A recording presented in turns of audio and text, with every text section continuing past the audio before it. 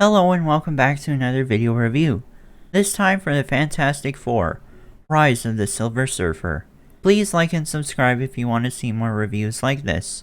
And please leave a comment below letting me know if you enjoyed the film or not. The first character I will talk about is Sue Storm, played by Jessica Alba. I'm going to say that Sue Storm was very all over the place with her character arc. Not that there really was one. In the first part of the movie, she was mad at Reed because he decided to create this machine to track the Silver Surfer while their wedding was going on. I personally don't understand why she was so mad about it, because this machine was there to track a being that could potentially destroy the entire planet and end life as we know it, and I just felt like she was very selfish for that. She then turns around after the wedding and says that it was actually a good thing that he decided to do that. This is just one example of her being all over the place in this movie, and for me, it felt like she had no sense of direction, and I don't know why they wrote her character in that way. I have nothing against the actress, but in my opinion, I don't think she was the right casting for this role. Next, I will talk about Reed Richards, played by Lone Grufford. I feel like he had a better characterization in this movie than he had in the first one.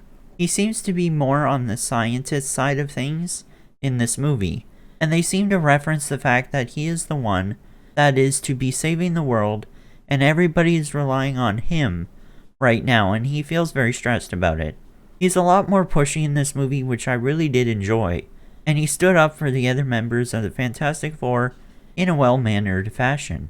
Although the scene was cringe, I feel like the part where he's at his bachelor party sums him up pretty well. You can basically say that he was Tony Stark before Tony Stark. Otherwise, there's not much to say. The next character I will talk about is Johnny Blaze, played by Chris Evans. I feel like he was the only character in this movie that had somewhat of a story arc.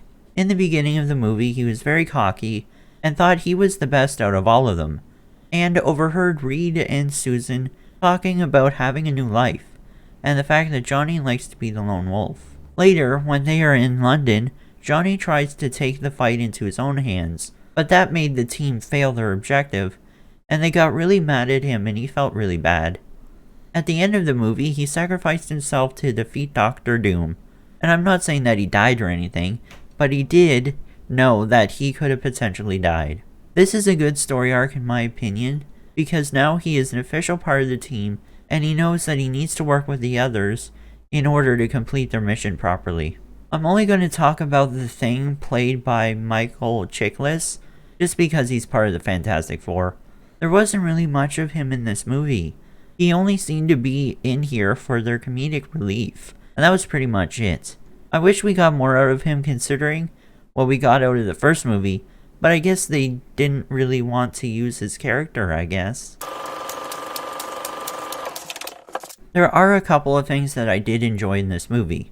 One of the things that I enjoyed was seeing Doctor Doom with that much power at the end of the movie. I've always wanted to see Doctor Doom with a lot of power, and in this movie I feel like they showed enough of his true power to get me excited about this movie. I mean this in the way that I know he is extremely powerful in the comics, and I know it's hard to probably show that in live action, and to see how they managed to show a fraction of his power in this movie was really cool. My next positive is the Silver Surfer.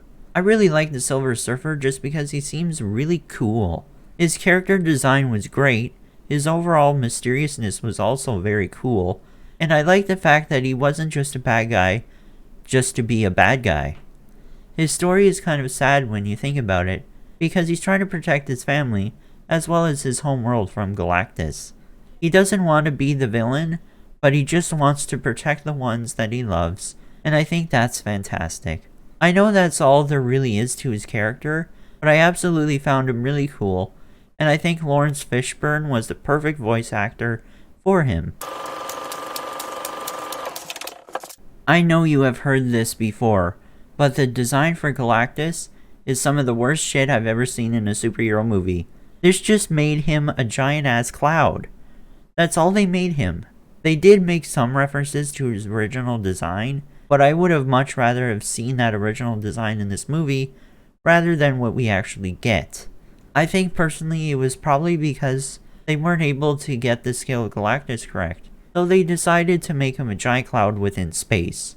It just seemed very goofy to me because we weren't scared of him, like we knew that he could destroy planets and stuff, but I feel like if they actually showed what he looked like, then he would have been a more terrifying villain, but instead we seem to get more of a villain out of the Silver Surfer and Doctor Doom than Galactus. I just personally think that Galactus was given the short end of the stick in this movie, and I wish we really got to see more of him. As cool as it was, why was Doctor Doom in this movie? As I mentioned before, I like seeing him with as much power as he had, but having him in this movie just didn't make sense to me. The real impact he had on this movie was capturing the Silver Surfer, and that was it. The other funny thing was the fact that they didn't tell us how he survived the first movie, and it just felt like he was injected into the movie just to be yet another villain. As much as it pains me to say this, Doctor Doom should not have been in this movie, and they should have allocated those Doctor Doom scenes to showing us more of Galactus and his intentions and why he was doing all this stuff. The last negative that I want to point out is how painfully average this movie is. The action is just okay, and the acting was subpar, and there were some plot holes. It just didn't feel new, and it wasn't as good as the first movie, which really is a disappointment, because we had a fantastic villain like Galactus and the Silver Surfer. I admit the Silver Surfer was quite cool, but at the end of the day, these are two pretty cool characters that just weren't able to make it better. And I don't know why. It's kind of weird to think about, because Kevin Feige was part of this movie, and I really wish it was better. Anyways, with all of that said, what would I rate the Fantastic Four: Rise of the Silver Surfer? I'm going to rate it a 5 out of 10. Just because it wasn't a good movie, but it wasn't a bad movie either. This movie was obviously released in the early 2000s, and it had all those cheesy moments that you would expect. And the acting didn't feel great for the most part, and the story was average at best.